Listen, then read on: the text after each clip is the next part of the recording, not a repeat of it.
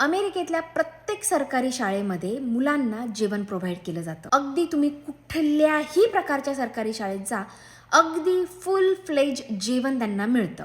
त्यासाठीचे जे पैसे चार्ज केले जातात ना, ते फार बेअर मिनिमम आहेत. म्हणजे अंशच्या शाळेमध्ये $2.50 त्याला संपूर्ण जेवण मिळतं. त्यामध्ये सॅलड असतं, मील असतं, त्यासोबत एक ड्रिंक असतं, म्हणजे दूध असतं, प्लेन दूध किंवा चॉकलेट मिल्क.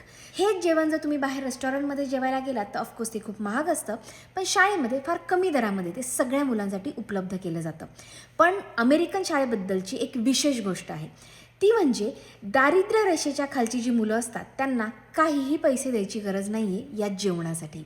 हे जेवण त्यांना संपूर्णपणे फ्री ऑफ कॉस्ट प्रोव्हाइड केलं जातं. शिक्षण तर इथे फ्री ऑफ कॉस्ट आहेच आहे, पण दारिद्र्य रेषेच्या खालच्या मुलांना जेवणसुद्धा फ्री ऑफ कॉस्ट दिलं जातं.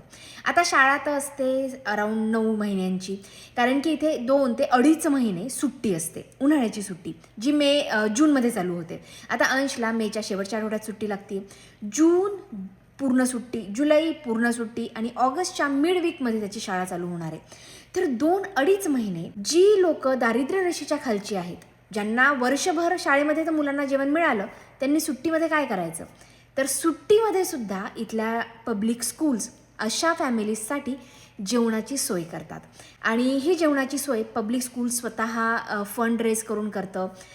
इथले जे फॅमिलीज असतात, जी मुलं त्या शाळेमध्ये जातात, त्यांचे पॅरेंट्स गिफ्ट कार्ड डोनेट करतात, पैसे डोनेट करतात किंवा फूड डोनेट करतात. आणि त्या सगळ्या कॉन्ट्रीब्युशन्समधून जे दारिद्र्य रेषेच्या खालच्या फॅमिलीज आहेत त्यांना जेवण प्रोव्हाइड केलं जातं. अमेरिकेमध्ये ना खूप काही चांगल्या गोष्टी आहे ज्या मला वाटतं आपण सगळ्यांनी शिकायला हव्यात, आणि त्यापैकी ही एक आहे. मला अमेरिकन शाळांबद्दल हे माहिती होतं का?